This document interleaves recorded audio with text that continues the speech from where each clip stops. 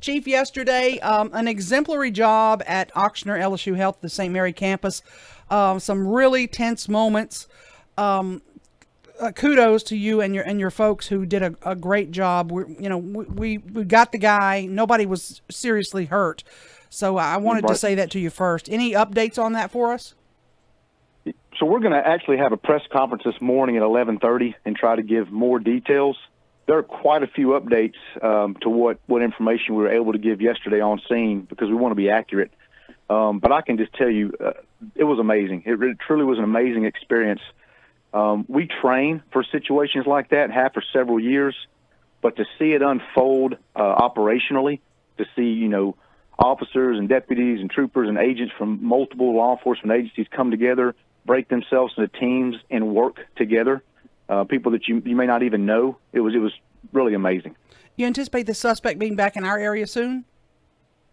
I do. As I understand it, he's going to waive extradition, which is sometimes what prevents a suspect from being transferred back to our jurisdiction in a timely manner. So I don't know exactly how quickly that will be, but by waiving extradition, it'll certainly speed up the process. Okay, our purpose was yesterday, and I apologize for being a moron yesterday, thinking maybe you could still come on. You were kind of busy yesterday, so we moved it to today, and we want to talk about crime and the pay raise plan for one that was proposed by Councilwoman Fuller, who happens to be sitting in the room. Her plan, I'll outline it and she'll correct me if I'm wrong, takes the money that you have for officers that are not currently funded, that are not currently on the force, right, and using that money for a pay raise. Is there a flaw in that plan? Let me just start off by saying this, because I think it's important to start by saying I appreciate Councilwoman Fuller for bringing the conversation to the table. I think she mentioned that hey, she brought to the table and now it's at the forefront and has to be discussed. That's great. Kudos for that. There are some issues with the plan as proposed. The primary one being that we had to unfund 29 positions just to meet next year's target number. It's a continuation budget, which means we cannot spend more money next year than we budgeted this year. Well, we spend close to $1 million a year in increases just for the 2% longevity. Then we had increases in contractual services because we're getting a new report management system. We had increases in materials and supplies, improvements in equipment because we have to get new tasers for officers. So essentially we had about $1.5 million in increases, but you can't go over last year's number. So to do that, we had to unfund vacant police officer positions already. So we were only able to fund 551 police positions for next year. The pay plan, that was proposed unfunds another 49 positions. So that puts us at funding 502 police positions, which is about where we are now. The problem with that is we're not healthy where we are now. We're forcing officers to work overtime. We have an average of 12 hirebacks a day just to meet the staffing numbers we feel comfortable with on patrol.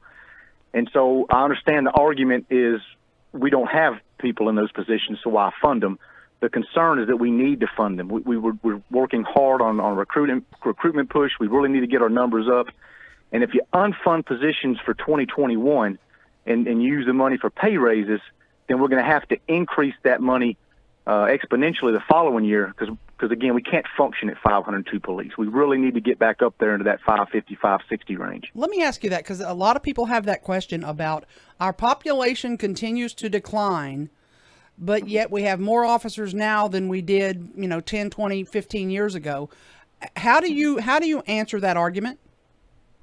Well, so there's a couple of things. Let me start by saying this. If you look back 15, 20 years ago, yeah, we had fewer officers. We also had almost double the crime rate. And so Part 1 crimes 10 to 15 years ago were 16 to 20,000 Part 1 crimes in a year. We're down to 11,000 Part 1 crimes a year now. And the reason we're down, part of the reason we're down, is we've developed specialized units and we've got officers that function, focus on certain crimes, such as the violent robbery task force, homicide, sex crimes. So we have people that specialize in violent crimes. They're able to solve them more readily and they're able to prevent them. We can do that because we had more staff.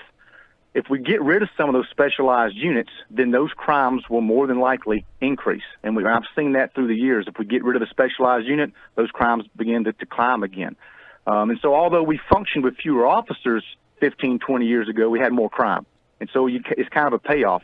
If you remember, a couple of months ago, I actually suggested we eliminate a couple of specialized units.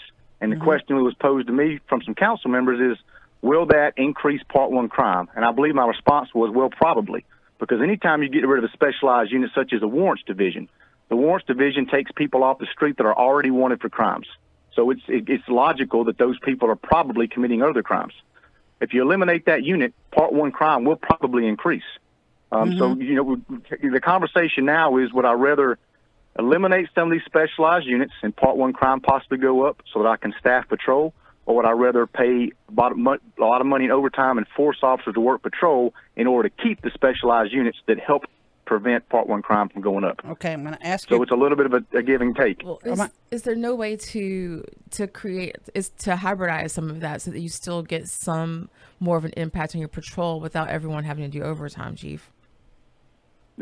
Say the question again. I'm sorry, can you not have your specialized units multitask? Can they not be hybrids where they spend X amount of time specifically on their specialization and some other time on patrol without them having to do the overtime? Oh yeah, no, and they do that. We have the supplemental patrol program, which is exactly that. Instead of going and working their shift, they work some time on patrol. So you do have some of that. We've been doing the hybrid type enforcement now for 18 months. The problem is, and what I kind of dealt with lately, is we're wearing our staff out. They're tired. They work in 60, 70, 80, 90 hours a week, and then you call them and say, hey, I need you to go work a patrol shift. So we're talking about, let me bring the homicide investigators up. So a homicide investigator responds to every shooting when a person is shot, not just those that are when someone is killed. When a person is shot and a homicide investigator goes out, we have 10 of them. We've had a shooting every day for the last 8 weeks, except for possibly one 24-hour period. So they just rotate, and that's not going out and working a crime, and 30 minutes later they're ready for the next one. Sometimes these investigations take weeks or months, and so they're piling up on their desk. And then I'm saying, hey, why don't you take a break from that and go work patrol? It's really not taking a break; it's additional work. And so we've been doing that, but again, we can't function at that level, being 88 officers down for an extended period of time. Okay. Very, very proud of our officers. They're doing a good job now, but we're going to wear them out. If her plan has those flaws where you need those officers, you need them in the budget, what's the answer to getting more pay? I mean, you're hemorrhaging officers. We have got to come up with a revenue source, and I think that's where the conversation is turned. We've got to identify a consistent revenue source to pay for additional officers, and that's something that the council and the mayor's staff are going to have to work on. Where can we find this revenue source? Because I agree pay raises are needed, absolutely no doubt about it. But I think we also can agree that we don't need fewer police officers. And so it's like so many things that we deal with on a daily basis. It's that double-edged sword. But if we can identify a consistent revenue source to pay for those pay raises, then I think that's the way to go. That won't affect the number of officers we're trying to hire. A tax increase is, you didn't say the words, I'll say them. Revenue source is a tax increase. Will the public support that today? Unfortunately, and I'm a member of the public as you are, we're going to have to decide how important is public safety to us. Is it worth us paying a few more cents on whatever that tax may be? There are some millages, as I understand, that can be rolled into different revenue sources. There are fees that you could place on certain segments of the population depending on, items they buy or services that they receive from the city. So there's a number of ways that it can be done, and that's not my area of expertise. So I'm not even going to pretend to know exactly what it would look like. But again, I think the public's going to have to say what is really important to us. If public safety is that important, and I know it is to all of us, you're going to have to give a little in order to get more police officers, to compensate them better. It'll just benefit us all the way around. And hopefully that will bring in more business. That'll bring in more population. So you'll see the benefits of those pay raises and that little bit of increase in whatever fee it is by seeing improvements in our city. Okay, Chief, can you stay with us for another segment? Do you mind? No, I don't mind. Do you have a hard hat? I do. Okay, put your hard hat on because I want to talk about everybody that's working those desk jobs when we come back. Certainly. Okay, that is coming up next right here, 101.7 FM, 710 Keel. Here's Ruben. Just received reports that an overturned tractor trailer has all lanes of North Market blocked just north of Hearn Avenue. And we have some backed up traffic on I-20 westbound near Spring and Market. If you have anything to report to us, give us a call on the traffic hotline 687-ROAD.